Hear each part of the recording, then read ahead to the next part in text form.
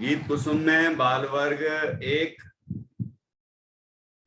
कविता क्रमांक 1, प्रार्थना। सभी निकाल लीजिए। आज से बाल वर्ग की कविताएं प्रारंभ हो रही हैं। आप शिशु वर्ग से बाल वर्ग में प्रवेश कर चुके हैं, तो अब आपकी जिम्मेदारी और बढ़ गई है। ठीक है, तो शिशु वर्ग की सभी कविताएं रिवाइज करते रहें और बाल वर्ग की नई नई कविताएं सीखते रहें। ठीक है तेजल? प्रकृति, हाँ, आरुल, गौरवी, सानवी, नीर सिंघई, आरोही, श्रुतांश तो बाल वर्ग में है ही, बाकी बच्चे यहाँ बाल वर्ग में प्रवेश कर गए। तो अब आप अच्छे से सीखिए। ठीक है, चलिए मैं पीडीएफ में भी शेयर करूंगा। मेरे ख्याल से नीर सिंघई के अलावा सबके पास किताब है ही। थोड़ी देर दिखाता हूँ।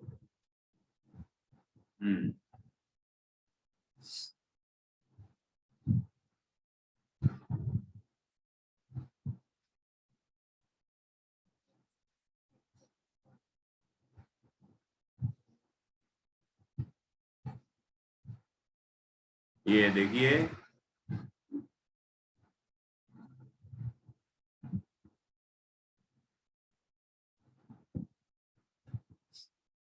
ये पहली कविता है, ध्यान से सुनना। ये प्रार्थना है। देवी राग सर्वज्ञ देव, देवी राग सर्वज्ञ देव, हम वंदन नित्य तुमको करते। भय लालचवा स्वार्थ भाव तज, प्रभु भक्ति में नित्य रमते। भय लालचवा स्वार्थ भाव तज, प्रभु भक्ति में नित्य रमते। हमको दो आशीष की हम सब, जिन वाणी का समझे मर। मुनि सम ज्ञान विराग प्राप्त कर, निजानंद पाहो निष्कर। मुनि सम ज्ञान विराग प्राप्त कर, निजानंद पाहो निष्कर। कौन बताएगा इसका क्या भाव है? कितने बच्चों को समझ में आता है? प्रकृति बताओ। अरुण बताना चाह रही।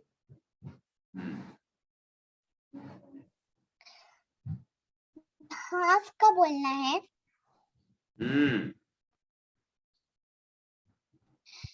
इसमें भक्ति के भाव का है, जिनवानी के भाव का है क्या?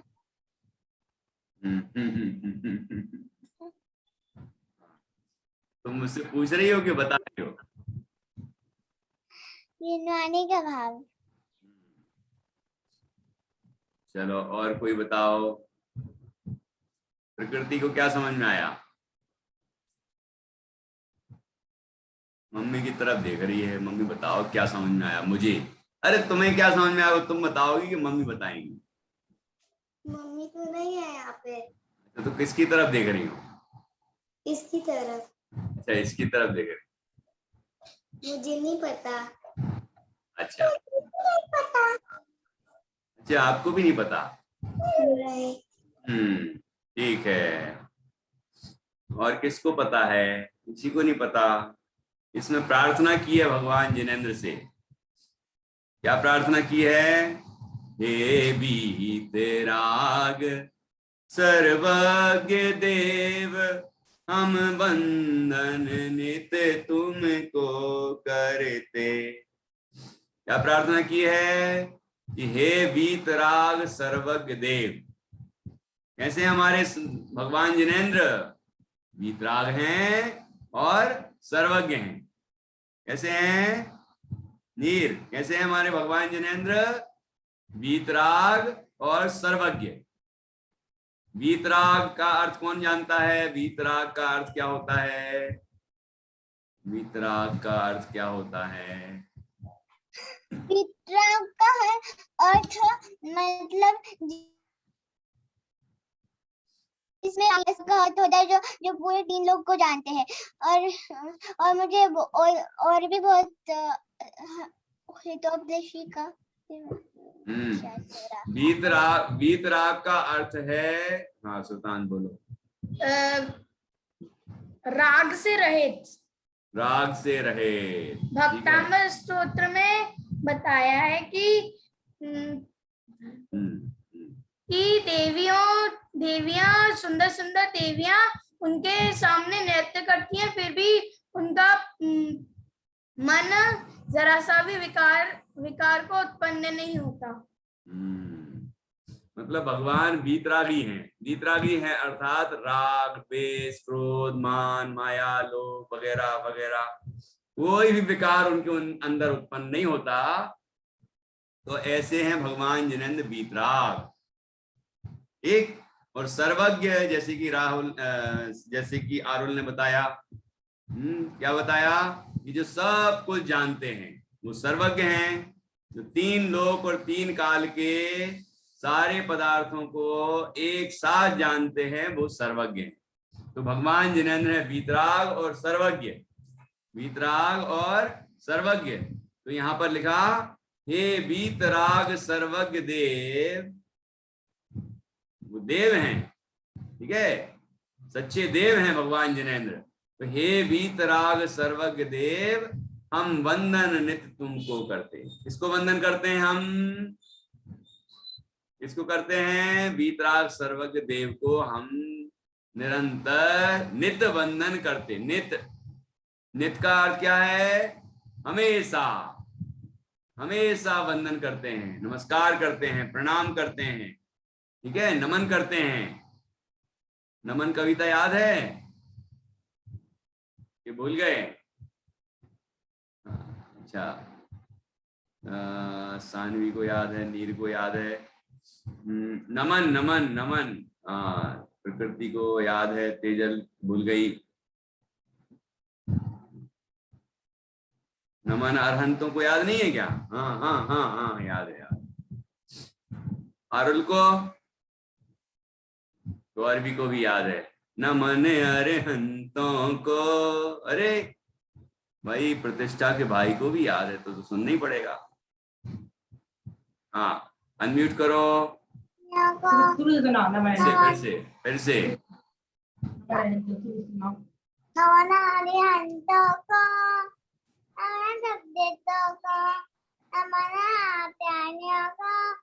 जोड़ के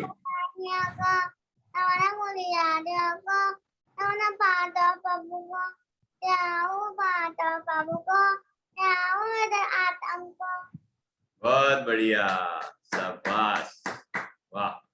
देखो, तो इस तरह हम अरहंत, सिद्ध, आचार्य, उपाध्याय, साधु सभी को नमन करते हैं। ठीक, तो यहाँ नमन का मतलब प्रणाम करना, वंदन करना, एक ही बात है। तो यहाँ पर देव को वंदन किया है, मतलब अरहंत और सिद्ध भगवान को वंदन किया है, ठीक है। तो आचार्य, उपाध्याय, साधु वो भी वंदनीय हैं यहाँ, लेकिन प्रार्थना में अभी जिनदेव की प्रार्थना चल रही है। नम हे वीतराग सर्वज्ञ देव, हम वंदन नित्य तुमको करते। अब क्या कह रहे हैं आगे? भय लालच वा स्वार्थ भाव तज, प्रभु भक्ति में नित्य रमते।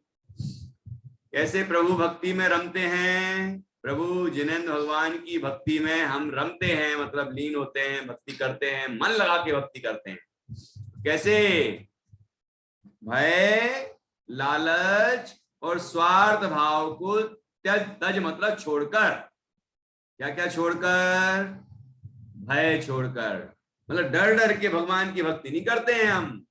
अरे भगवान से डरो डरो, भगवान से डर लगता है, अरे वो पाप नहीं दे दें इसलिए प्रणाम कर लो प्रणाम कर लो, ऐसे नहीं है, ऐसा नहीं है। हम भगवान जिनेंद्र से डरते नहीं है, डर के उनको प्रणाम नहीं करते हैं, है ना। वो तो बिल्कुल शांत शांत शांत हैं, शांत स्वभावी हैं, है ना, वीतराग हैं, उनसे हमें डर थोड़ी लगता है।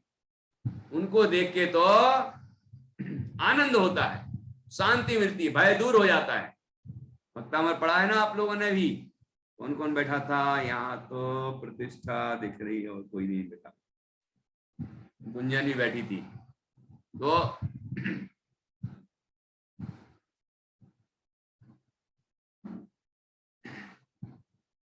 तो उसमें लिखा था भगवान जिनेंद्र का भक्त भयभीत नहीं होता, ठीक है ना, भयभीत नहीं होता। इसलिए भय से भगवान की भक्ति नहीं करना, भय से नहीं करना है, डर डर के नहीं करना है कि अरे भगवान की भक्ति नहीं करेंगे तो भगवान पाप दे देंगे। नहीं नहीं नहीं, कुछ नहीं देंगे वो। लेकिन भक्ति नहीं करेंगे तो क्या करेंगे, क्या करेंगे हम? भक्ति नहीं कर, मान लो आप क्लास में नहीं बैठे होते तो क्या कर रहे होते? सोचो, हैं?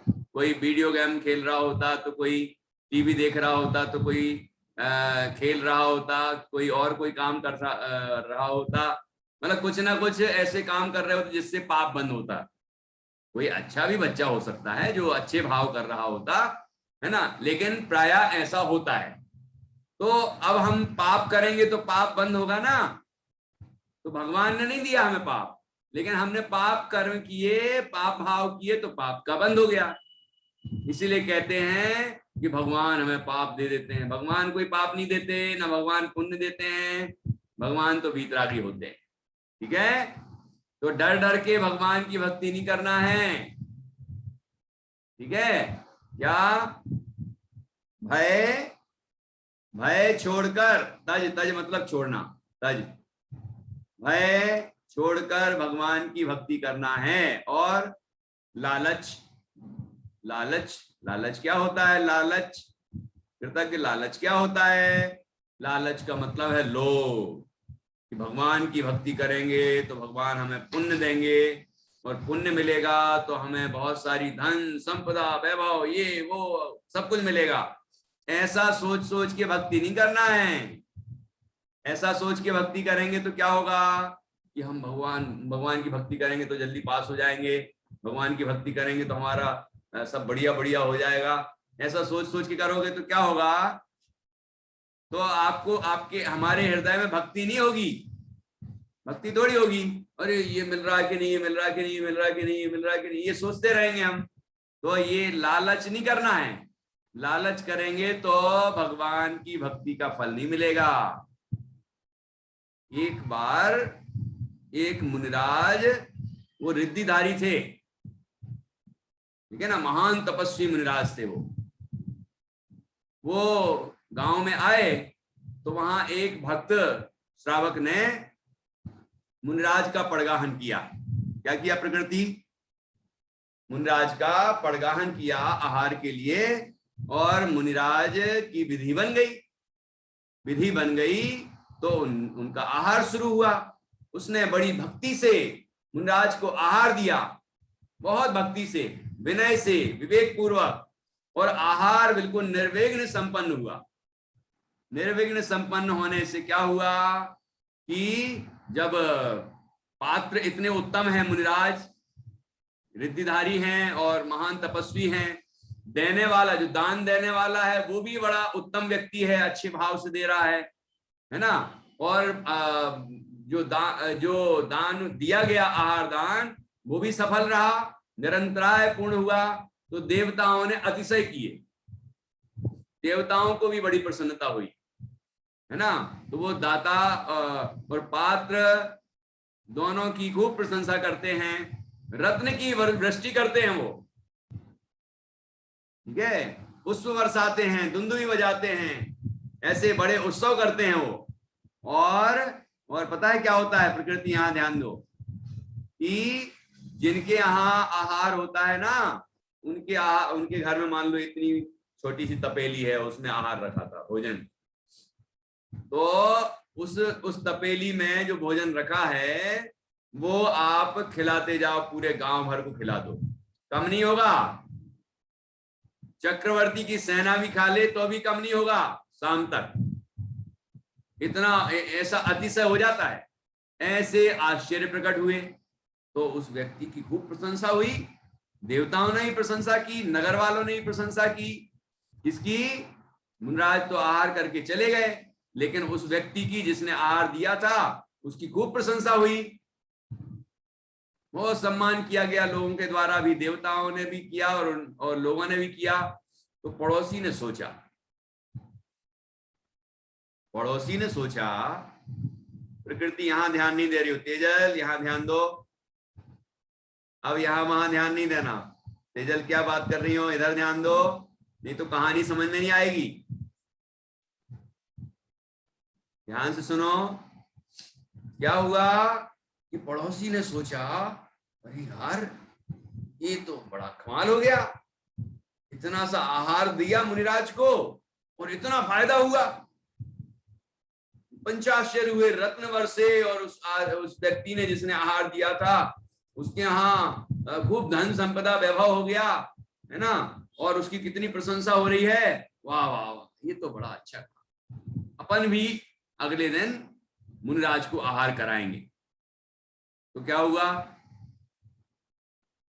फिर मुनिराज अगले दिन निकले आहार के लिए। तो उस व्यक्ति ने, जो पड़ोसी था, उस पड़ोसी ने मुनिराज को आहार के लिए पड़गाहन किया। ठीक है, पड़गाहन किया, मुनिराज की विधि बन गई और उनके यहाँ आहार होने लगा। पड़ोसी के यहाँ, सुनना ध्यान से, पड़ोसी के यहाँ जब आहार होने लगा तो वो आहार दे रहा था और धीरे से ऐसा देखता था, धीरे से ऐसा देखता था। क्या देखता था अरुल? ऐसे देखता था, हैं? क्या देखता होगा वो? कौन बताएगा क्या देखता होगा? हाँ, आरोही बता रही है, क्या देखता होगा कि ऊपर से रत्न बरसे कि नहीं। हाँ, आरुल बताओ क्या बोल रही हो? मुझे लगा था वो धन वो सब के देख रहा था। नहीं समझ में आया। कौन बता सकता है क्या देख रहा होगा वो ऊपर? प्रतिष्ठा को पता है? हाँ बताओ। वो पड़ोसी देख रहा था कि देव आया नहीं। हाँ, देव लोग आए कि नहीं आए, रत्न बरसा रहे हैं कि नहीं बरसा रहे हैं। गौरवी तुम्हें भी पता है क्या? क्या देख रहा था वो ऊपर? हाँ, वर्षा कि नहीं वर्षा। हाँ, ये वर्षा के नहीं वर्षा, रत्न बरसे के नहीं बरसे, वो ये देख रहा था। क्या कृतज्ञ, क्या देख रहा था वो ये देख रहा था, बीच बीच में मुनिराज को आहार देता और धीरे से ऐसे देख लेता, ऐसे देख लेता, है ना। तो क्या हुआ, उसके यहाँ रत्न बरसे कि नहीं बरसे? बरसे होंगे कि नहीं बरसे होंगे? अभी तो मैंने कहानी पूरी नहीं सुनाई है, लेकिन तुम बताओ कि नहीं बरसे होंगे कि नहीं? क्यों नहीं बरसे होंगे? कौन बताएगा क्यों नहीं बरसे होंगे? तेजल बताओगी क्या? हैं? बताओ क्यों नहीं बरसेंगे? नहीं पता? प्रकृति को पता है? नहीं, आपको भी नहीं पता, आजकल ध्यान नहीं दे रही हूँ क्लास में। हाँ अच्छा, सानवी बताएगी। हाँ बताओ। क्योंकि उसमें लालच था इसलिए। हाँ, उसके मन में लालच था कि मैं आहार दूंगा तो मेरे घर में रत्न बरसेंगे, है ना, मुझे इतना सारा धन मिलेगा, लोग हमारी तारीफ करेंगे, देवता भी हमारा सम्मान करेंगे। इतना सब कुछ फायदा मिलेगा। इसके अलावा कुछ बताना, बताओ। वो धन संपदा आने की चेष्टा करता था, इसीलिए उसके घर पे देवों ने आके रत्नी बरसाया। अगर वो प्रभु मुनिराज के आहार देने से आहार देने पे ही ध्यान देता तो उसके यहाँ बरसते। हाँ देखो, मन शुद्धि नहीं थी ना, जैसे कह तो दिया उसने, मन शुद्धि, वचन शुद्धि, काय शुद्धि, बोलता तो है कि नहीं? बोलते हैं ना शुद्धि, मन शुद्धि, वचन शुद्धि, काय शुद्धि, आहार जल शुद्ध है, लेकिन उसके मन में शुद्धि नहीं थी, मन में लालच था, इसलिए रत्न नहीं बरसे, पंचाश्चर्य नहीं हुए। समझ आया कि नहीं? तो इसलिए भगवान की भक्ति करें तो लालच से नहीं करें, मुनिराज की भक्ति करें, उनको आहार आदि दें तो लालच से नहीं करें, जिनवाणी पढ़ें, खूब खूब स्वाध्याय करें तो लालच से नहीं करें कि हमें धन मिलेगा, कि संपदा मिलेगी, नाम मिलेगा, कि लोग अच्छा कहेंगे, हैं कि हम लोगों को बताएंगे कि मैंने जिनवाणी में ये पढ़ा तो लोग हमारी प्रशंसा करेंगे। इसके लिए नहीं पढ़ना है, अपने हित के लिए पढ़ना। हम जिनवाणी पढ़ेंगे तो हम अच्छी अच्छी बातें सीखेंगे और उसको अपने जीवन में उतारेंगे तो हमारा जीवन भी अच्छा हो जाएगा, सुखी जीवन होगा। क्यों कृतज्ञ? समझ में आ रहा है? कहानी समझ में आई? देखो तो क्या बताया इसमें, ऐसे भगवान की भक्ति करें तो लालच से नहीं करें। तो दो बातें हो गई, भय नहीं करना, भय डर डर के भक्ति नहीं करना है, और लालच से भी नहीं भक्ति करना है।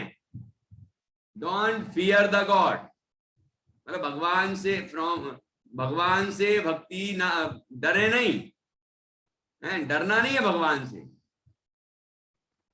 भक्ति करना है, डरना नहीं है, और लालच भी नहीं करना है, लालच भी नहीं करना है, भक्ति करना है।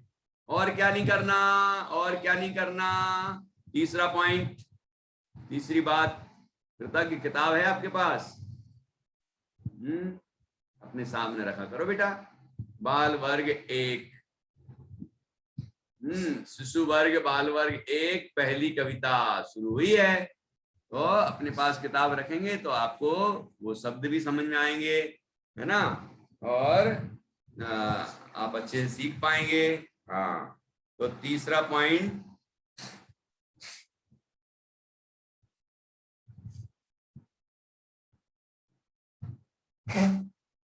तीसरा पॉइंट क्या है? नहीं, तीसरा पॉइंट देखो उसमें अच्छे से, नहीं, पहला भय, दूसरा लालच, और तीसरा क्या है? तीसरा क्या है? अरे भैया सानवी तो उछल गई बिल्कुल, क्या बता दें। हाँ, तीसरा क्या है पॉइंट? भगवान से कोई मांग कर नहीं करनी चाहिए, दे दो, ये दे दो। हाँ और उसका नाम बताओ, क्या नाम लिखा है तीसरा पॉइंट में? कौन बताएगा? किसी को नहीं मालूम क्या है? नहीं मालूम? हाँ, प्रकृति को मालूम। बोलो, स्वार्थ भाव। बहुत अच्छा। क्या होता है स्वार्थ भाव? कौन बताएगा स्वार्थ भाव? कौन बताएगा स्वार्थ भाव का मतलब क्या है? क्या आरोही बताओ? बस खुद के बारे में ही सोचना, स्वार्थ भाव। हाँ, स्वार्थ भाव, ठीक है। तो स्वार्थ मतलब अपना स्वार्थ, ये लौकिक स्वार्थ है, मतलब ये कि मुझे मेरा अच्छा होना चाहिए, मेरा बढ़िया होना चाहिए, इस तरह का स्वार्थ का भाव, ठीक है। और वो स्वार्थ नहीं कि अपने आत्मा का आत्मा कल्याण करना है, ये तो भाव होना चाहिए। भगवान की भक्ति करके आत्मा का अनुभव करना चाहिए तो ठीक है ना, भगवान जिन दर्शन करके निज दर्शन करें, अपना कल्याण करना है हमें, इसलिए तो भगवान के पास आए हैं। लेकिन धन संपदा या लौकिक बातों का स्वार्थ नहीं है, लौकिक स्वार्थ नहीं है कि लोग कहेंगे कि क्या बढ़िया भक्त है यार, ये तो बड़ा अच्छा आदमी है, कितनी भक्ति करता है, ये इस तरह के स्वार्थ नहीं होना चाहिए, ठीक है, सेल्फिश नहीं होना चाहिए। तो भय, लालच और स्वार्थ भाव तज, इन तीनों चीजों को छोड़कर भगवान जिनेंद्र की भक्ति करना चाहिए। क्या लिखा है देखो, पेज नंबर 40, 40 नंबर पेज, कृतज्ञ मिल गया, 40 नंबर पेज। 40 पेज नंबर 40 निकालो, हाँ निकालो 40। हे वीतराग सर्वज्ञ देव, हम वंदन नित्य तुमको करते, भय लालच व स्वार्थ भाव तज, प्रभु भक्ति में नित्य रमते। प्रभु भक्ति में नित्य रमते, प्रभु की भक्ति में, जिनेंद्र भगवान की भक्ति में हम हमेशा रमते हैं, लीन होते हैं, अच्छी तन्मयता से भक्ति करते हैं, ठीक है। जैसे वो दो व्यक्ति थे ना, मुनिराज को किस तरह आहार दिया उनने, एक ने बड़ी तन्मयता से, बिना भय के, बिना लालच के, बिना स्वार्थ के, भक्ति पूर्वक मुनिराज को आहार दिया, तो वो कितना उसके यहाँ धन संपदा वैभव भी आया, लेकिन उसके लिए थोड़ी किया था उसने तो अपने आत्म विशुद्धि के लिए किया था, फिर भी उसको धन संपदा मिली। लेकिन दूसरे ने भय से, किसी ने लालच से, किसी ने स्वार्थ से किया, तो उसको कुछ नहीं मिला, ठीक है। क्या हुआ कि रावण को तो जानते होंगे ना आप लोग, रावण बहुत बुरा आदमी था क्या? बहुत बुरा आदमी था, हाँ नहीं था बोल रहे, हाँ एक बुराई जरूर थी उसमें, एक बुराई जरूर की थी रावण ने, कि सीता जी का अपहरण कर लिया था, वो बुराई तो थी, है ना, परिस्त्री को ले गया था वो, ये तो उसकी गलती हुई और उसके कारण वो बहुत बदनाम है, ठीक है, और युद्ध में भी मारा गया और अभी नरकों में भी है। लेकिन कुछ अच्छाइयां भी थी उनके जीवन में, थोड़ी बुराइयां थोड़ी अच्छाइयां ऐसी थी उनमें भी। तो क्या हुआ, एक बार वो कैलाश पर्वत के ऊपर से जा रहे थे, है ना, कैलाश पर्वत के ऊपर से जा रहे थे, तो क्या हुआ कि उनका रावण का विमान रुक गया, रावण का विमान रुक गया, तो उसने बहुत गुस्सा आया उसको, मेरा विमान किसने रोका? वो तो भैया 3 खंड का अधिपति था, तो राजा था बहुत बड़ा, तो उसने, उसको अहंकार था, वो अहंकार था और सीता जी का हरण किया था, इसलिए बदनाम हो गया रावण बहुत ज्यादा। लेकिन उसमें अच्छे गुण भी थे, अभी देखना एक बुराई भी दिखेगी और अच्छाई भी दिखेगी, कहानी सुनना ध्यान से। क्या हुआ कि जैसे उसने, उसका विमान रुका, उसने कहा मेरा विमान किसने रोका, मेरा विमान किसने रोका। वो नीचे उतरा तो उसने क्या देखा कि एक मुनिराज अपने आत्मा की साधना में मग्न थे। ऐसा होता है, मुनिराज चारण रिद्धिधारी मुनिराज हो जाते हैं ना, महान तपस्वी मुनिराज होते हैं ना, तो उनके ऊपर से कोई विमान निकल नहीं सकता, निकलेगा तो रुक जाएगा, चाहे देवों का हो, चाहे विद्याधरों का हो, चाहे किसी का हो, ऐसा पुण्य प्रकट हो जाता है, ठीक है ना, ऐसा महात्म प्रकट होता है उनका। तो रावण का विमान रुक गया, रावण ने देखा कि ये इनकी वजह से मेरा विमान रुका है। और पता है वो मुनिराज कौन थे?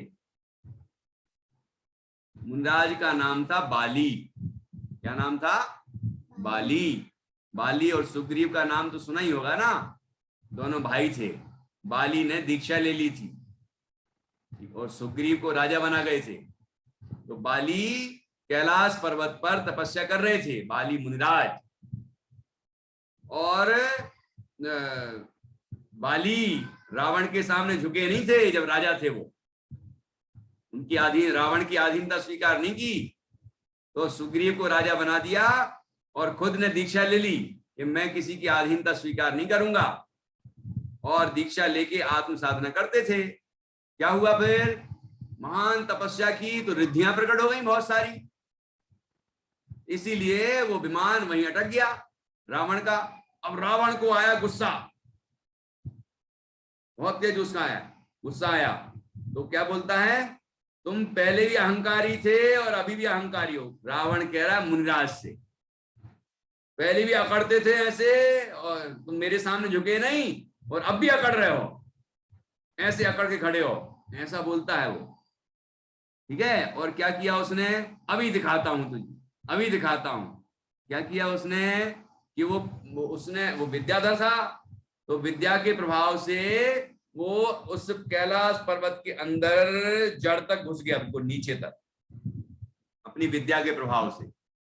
ठीक है, और उसने ऐसा पहाड़ उठाया, पहाड़ को, कैलाश पर्वत को उठा दिया ऐसा, इतनी शक्ति थी उसने, कैलाश पर्वत को उठा दिया। कैलाश पर्वत को उठाया तो क्या हुआ कि कैलाश पर्वत के ऊपर जो बहुत सारे जिन मंदिर बने हुए थे, भरत चक्रवर्ती ने बनवाए थे, और भी अनेक राजाओं ने बाद में ही बनवाए, भरत चक्रवर्ती ने सबसे पहले बनवाए थे वहां। तो वो मंदिर भी हिलने लगे ऐसे ऐसे। पशु पक्षियों में पर्वत था तो उसमें जंगल भी था, पशु पक्षी भी रहते थे, हाहाकार मच गया। तो बाली मुनिराज को विकल्प आया कि इससे तो मंदिरों का भी नुकसान होगा और जीव जंतुओं का भी दुख होगा, ये रावण अच्छा नहीं कर रहा है। तो उनने क्या किया कि उनने अपना अंगूठा थोड़ा सा दबा दिया, पैर का अंगूठा थोड़ा सा दबा दिया। उनके शरीर में रिद्धि प्रकट थी, इसलिए जैसे ही उनने अंगूठा दबाया, अंगूठे से पर्वत को दबाया, तो पर्वत नीचे धंसने लगा। जैसे ही पर्वत को अंगूठे से दबाया, पैर के अंगूठे से, खड़े खड़े उनने पैर के अंगूठे से वो पर्वत को जैसे ही दबाया तो पर्वत नीचे धंसने लगा, तो रावण वहीं दबने लगा। पहले रावण नाम नहीं था उसका, पहले नाम था दशानन। क्या नाम था? दशानन। दशानन नाम है, पहला नाम है ना, उनका नाम पहले दशानन था, अभी भी है दशानन, लेकिन बाद में रावण भी पड़ गया। कैसे पड़ा सुनना जरा ध्यान से। क्या हुआ कि जब बाली मुनिराज ने अपने अंगूठे से पर्वत को दबाया, तो क्या हुआ कि पर्वत दबा तो रावण भी दबा, रावण दबा तो पूरा दब गया रावण दबा तो रोने लग गया, जोर जोर से रोने लगा। जब जोर जोर से रोने लगा, दब गया वो पूरा पर्वत के नीचे। जब रोने लगा तो उनकी जो पत्नी विमान में बैठी थी ना, वो उतर के आई और बाली मुनिराज से प्रार्थना की कि हमारे पति को छोड़ दो, उसके अपराध को माफ कर दो, हैं तो आप क्षमा करो, आप तो क्षमा की मूर्ति हैं, आप तो मुनिराज हैं, धन्य हैं आप। ऐसा को भक्ति की तो उनने अपना अंगूठा थोड़ा ढीला कर दिया। अंगूठा ढीला किया तो रावण वहां से निकल आया। रावण निकल के आया और उसे अपनी गलती का पश्चाताप हुआ और बाली मुनिराज की उसने खूब भक्ति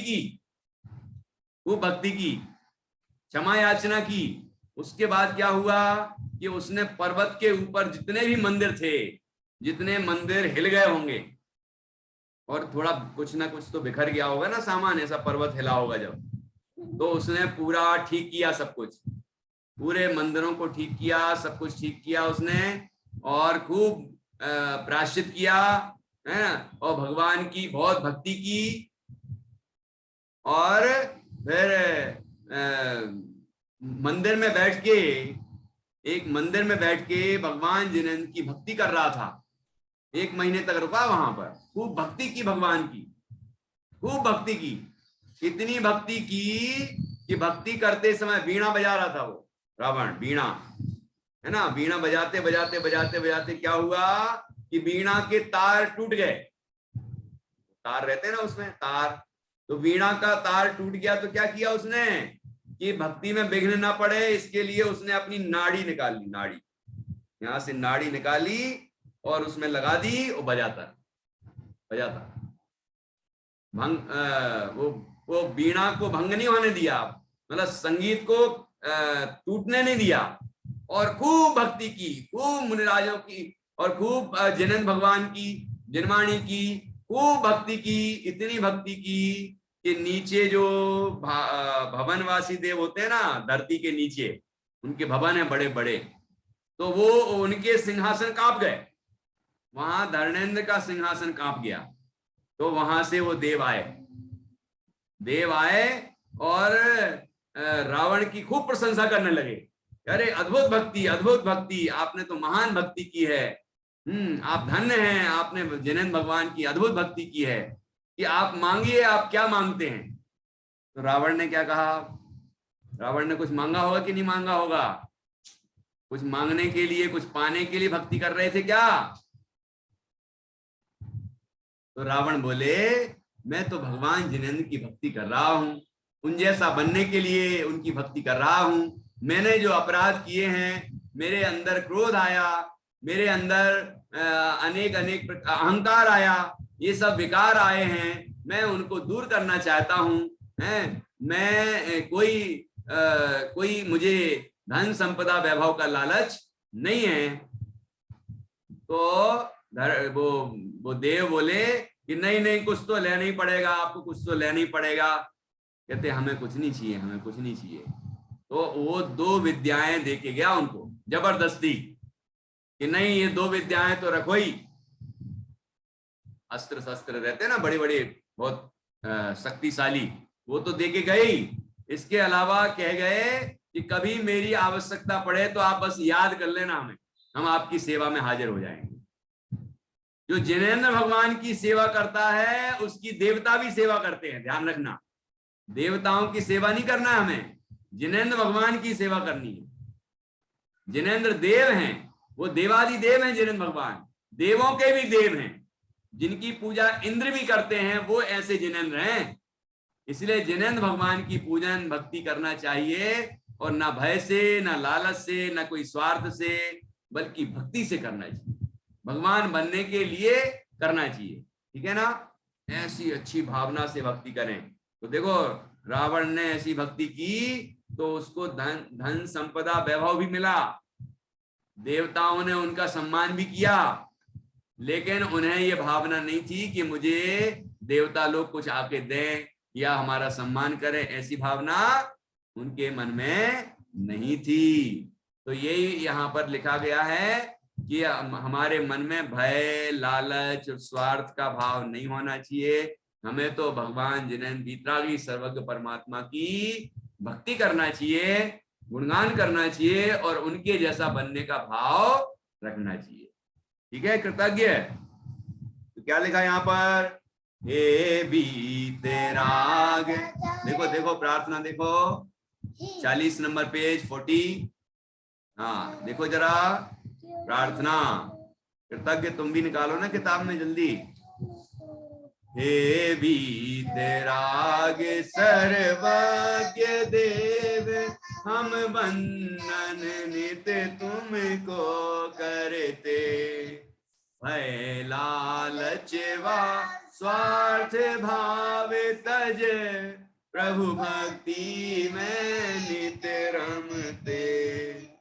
हमको दो आशीष की हम सब, जिनवाणी का समझे मर, मुनि सम ज्ञान वैराग प्राप्त कर, निजानंद पाहो निष्कर।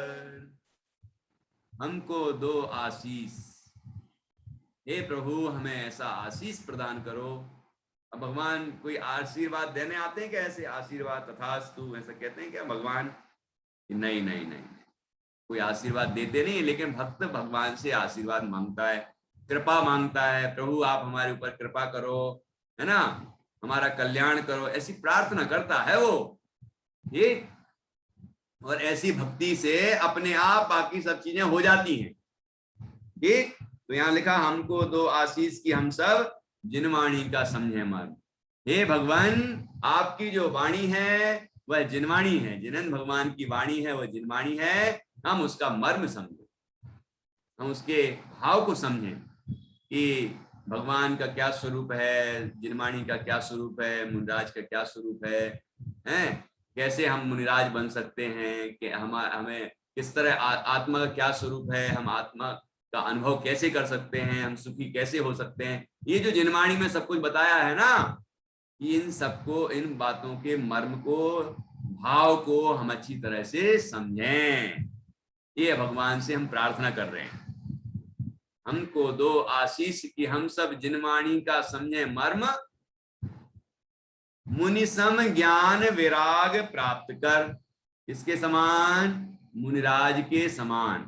देखो इसमें देव की भक्ति भी आ गई, शास्त्र की भक्ति भी आ गई कि नहीं, जिनवाणी का समझे मर्म।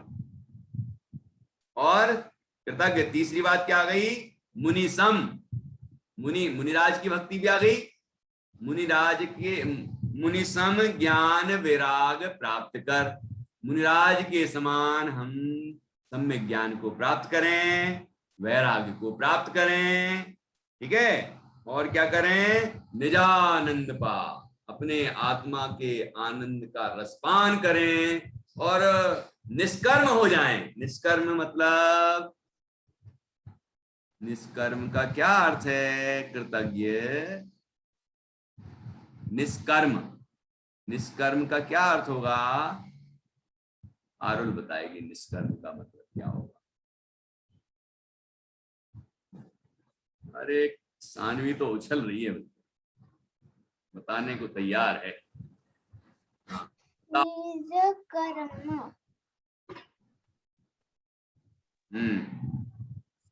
कर्म नहीं रहित, कर्म रहित। देखो कितना बढ़िया बताया, कर्म रहित, है ना। हम कर्म रहित हो जाएं, आठों कर्मों से मुक्त हो जाएं। 8 कर्मों से मुक्त कौन होता है, कौन बताएगा? अष्ट कर्म का नाश किसने किया है गौरवी? अष्ट कर्म का नाश किसने किया है? बाबू। हाँ, कविता याद है आपको? प्रभु वाली कविता याद है? हाँ। सुनाइए। इष्ट काम को अष्ट कर्म को नष्ट किया, काम को नष्ट किया, अष्ट गुणों को प्रकट किया, श्रद्धालय में सदा है रहते, श्रद्धा बाबू को है कहते, शुद्धात्म हमको दिखलाते, मुक्ति पुलिस से कभी ना आते, आओ उनको करें नमन, निजानंद में लहे मगन। शाबाश, बहुत बढ़िया। देखो ऐसे अच्छे से याद करना चाहिए, बहुत अच्छा। तो ऐसे हम निष्कर्म हो जाएंगे तो सिद्ध बन जाएंगे, मोक्ष प्राप्त कर लेंगे, अनंत सुखी हो जाएंगे। तो ये भावना भाते हैं हम कि हम भी मुनिराज बने, हम भी अपने आत्मा का ध्यान करें, आत्मा की साधना करें, ठीक है, और हम आत्मा का आनंद प्राप्त करें, अपना आनंद प्राप्त करें और मोक्ष प्राप्त करें, भगवान बने, सिद्ध बने। ऐसी भावना भक्ति में होना चाहिए। यही प्रार्थना भगवान जिनंद से हम लोग करते हैं। लौकिक कोई भी तरह की कामना हम नहीं करते हैं, और कामना नहीं करते तो मिलता है कि नहीं मिलता? आपने अभी 2 कहानियां सुनी हैं, आज की क्लास में 2 कहानियां सुनने को मिल गई आपको। एक तो वो पंचाश्चर्य वाली, मुनिराज का आहार दान, और दूसरी रावण वाली, दशानन के द्वारा की गई भक्ति, है ना। ये 2 कहानियां सुनने को मिली कि नहीं? तो इसमें आपने क्या सीखा? हमें किस भावना से भगवान की भक्ति करना चाहिए, लेकिन लौकिक चीजें अपने आप प्राप्त हो जाती हैं। ये बात भी आई ना दोनों कहानियों में। जो भगवान की भक्ति, मुनिराज की भक्ति, आहार दान आदि, जिनवाणी की भक्ति, ये सब बड़ी अच्छी भावना से करते हैं, उनको उनका आत्म कल्याण तो होता ही है, साथ में उन्हें धन संपदा वैभव भी मिलता है। किसान किस लिए खेती करता है, कौन बताएगा? कहता कि ये तो बता दो कि किसान किस लिए खेती करता है। फार्मर जो होता है ना, फार्मर, वो खेती क्यों करता है, फार्मिंग क्यों करता है, क्या मिलता है उसको? उसको झाड़ उगाने रहते हैं। क्या उगाने रहते हैं? झाड़। झाड़। तो झाड़ों में क्या मिलता है? दाना। दाना। हाँ, बिल्कुल सही। कि वो जो अनाज, वो जो पौधे उगते हैं उसमें से निकलते हैं अनाज। अनाज के साथ और क्या मिलता है उसको अपने आप? अनाज के लिए खेती करता है, लेकिन अनाज के साथ साथ और क्या क्या मिल जाता है उसको? आरुल बताओ, क्या मिलता है साथ में? उससे अनाज भी मिलता है और उससे कुछ दवाई वाले पौधे भी मिल सकते हैं। नहीं, जिसमें से अनाज निकलता है, जिस पौधे में से वो सूख जाता है ना, तब उसमें से और क्या चीज अपने आप मिलती है? पौधों के साथ हवा भी मिलती है, अच्छी ताजी ताजी। भूसा भी मिलता है। भूसा, भूसा। जब थ्रेसिंग होती है ना, बीज निकाला जाता है, दाने निकालते हैं ना, अनाज निकालते हैं, तो साथ में जो नीचे पौधा है ना, वो भी पिसता है, तो क्या निकलता है उसमें से? वो बन जाता है भूसा। क्या बन जाता है? भूसा। पंडित जी, मेरे पास भी पौधे हैं और मेरे पास ये खाने के भी पौधे हैं। हाँ, ठीक है। तो समझ में आया? तो किसान खेती करता है अनाज के लिए, लेकिन साथ में क्या क्या मिल जाता है उसको? भूसा भी मिल जाता है। और जैसे आरुल ने कहा कि जब पौधे लगे रहते तो ठंडी ठंडी हवा भी आती है ना, और और भी ऑक्सीजन वगैरह भी मिलती है, बड़ा अच्छा लगता है ना। वो बढ़िया बात है, ठीक है, वो अपने आप मिल जाता है। लेकिन खेती किस लिए की जाती है? अनाज के लिए। ऐसे ही भगवान की भक्ति किस लिए की जाती है? भगवान बनने के लिए। लेकिन साथ में जब तक भगवान नहीं बनता जीव, तब तक उसे धन संपदा वैभव सब कुछ मिलता है। ठीक, इसलिए अच्छी भावना पूर्वक हम भक्ति करें। अब चलिए प्रार्थना एक बार फिर से पढ़ेंगे, फिर कोई यदि सुनाएगा तो उससे सुनेंगे, और फिर बाकी कल सुनेंगे। आज की क्लास का समय हो गया। हे वीतराग सर्वज्ञ देव, हम वंदन नित तुमको करते। भय लालचवा स्वार्थ भाव तज, प्रभु भक्ति में नित रमते। हमको दो आशीष की हम सब, जिन वाणी का समझे मत।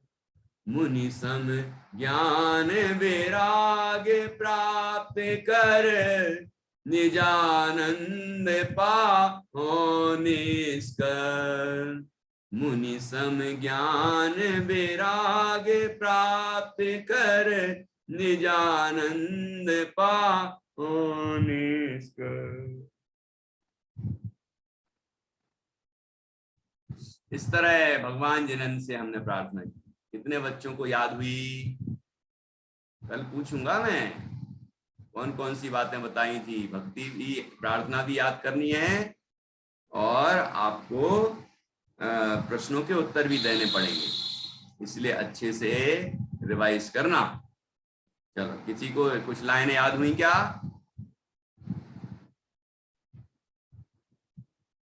सानवी को याद हुआ क्या कुछ? मैं देख के बोलूं? हाँ बोलिए। देख के नहीं, बिना देख के। बिना देख के किसको याद हुई? भले ही 2 लाइनें हुई हो, 4 लाइनें हुई हो, कितनी हुई हो, लेकिन बिना देख के बोलो। हाँ, सुल्तान को 2 लाइनें याद हो गई। हे वीतराग सर्वज्ञ देव, हम वंदन नित तुमको करते। ठीक है। और कौन सुनाएगा? गौरवी। हे बीतलाक्ष देव हम बंदन तुमको करते, पहला लड़वा सात भाप तर, जन प्रभु भक्ति में नित रमते, हमको दो आशीष की हम सब जिन बाली का समझे मुनि समज्ञान प्राप्त कर,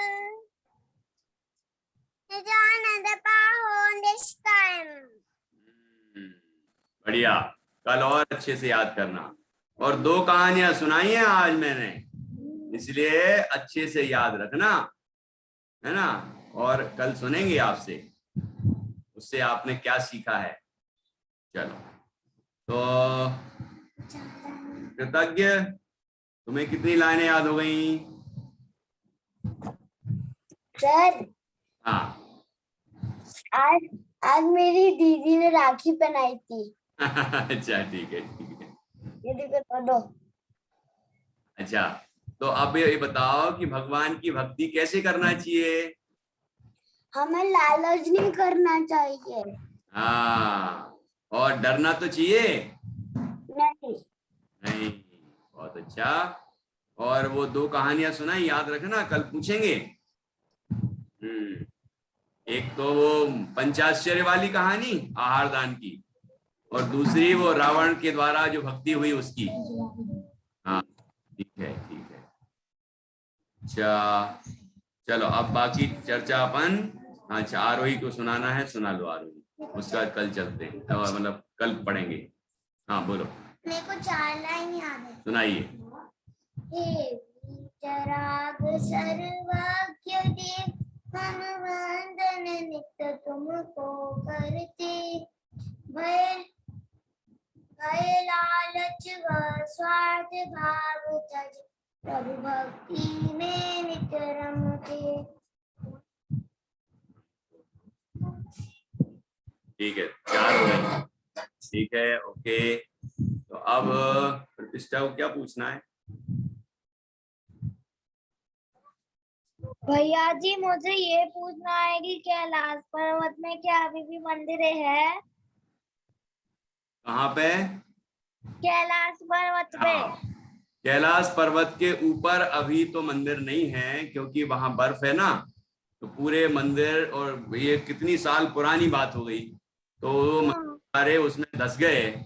उसमें कई प्राकृतिक परिवर्तन होते हैं ना, तो अब मंदिर के अवशेष तो मिलते हैं, उसके अंश मिलते कि मंदिर था यहाँ पर, है ना, लेकिन वो मंदिर नहीं मिलते, पूरे सुरक्षित नहीं है। और नए मंदिर नीचे बनाए हैं, पर्वत के ऊपर नहीं है, नीचे बनाए हुए हैं, लेकिन जो मूल पहले के मंदिर थे, भरत चक्रवर्ती के द्वारा बनाए गए थे कैलाश पर्वत के ऊपर, वो मंदिर अब उपलब्ध नहीं होते हैं, उसके अवशेष होते हैं, जिससे पता चलता है कि मंदिर थे, जो पुराण में लिखा है वो सही है। और भैया जी, कैलाश पर्वत कहाँ है? कैलाश पर्वत तो भारत देश नहीं है, ये हिमालय की उत्तराखंड, उत्तर भारत में है, उत्तर हिमालय के पास, समझ लो। चलो ठीक है, आज की चर्चा यहाँ पूर्ण करते हैं, क्लास का वैसे ही टाइम हो गया है। अब कल पूछ लेना गुंजन जी, अभी पूछोगी? चलो पूछो, टाइम हो गया यार। भैया जी, कैलाश पर्वत के ऊपर तक क्यों नहीं चढ़ पाते? कैसे नहीं चढ़ पाते? चढ़ जाते हैं लोग तो, ऊपर अभी भी चढ़ते हैं लोग। भैया जी, ऐसा कहते कि उसके ऊपर शिव जी बैठे रहते तो कोई पहुंच नहीं पाया आज तक ऊपर। सब मान्यताएं हैं, इन मान्यताओं में कोई दम नहीं है। उसी कैलाश पर्वत से आदिनाथ स्वामी मोक्ष गए हैं, भरत जी मोक्ष गए हैं, है ना, और भी अनेक जीव मोक्ष गए हैं, वो सिद्ध क्षेत्र है। लेकिन प्रकृति का परिवर्तन और लोगों की मान्यताएं अलग अलग तरह की हैं, तो उस कारण से हमारे अवशेष ही मिलते हैं, लेकिन वो बाकी तो कुछ बचे ही नहीं। ठीक है, इसलिए क्या कहें, बाकी ऐसा कुछ नहीं है जो तुमने कहा। उस पर भगवान ऋषभ देव का समोषण कई बार लगा, वहां से मोक्ष भी हुआ उनको, तो ऐसा है। चलिए बाकी चर्चा अपन कल करेंगे। जय जिनेंद्र।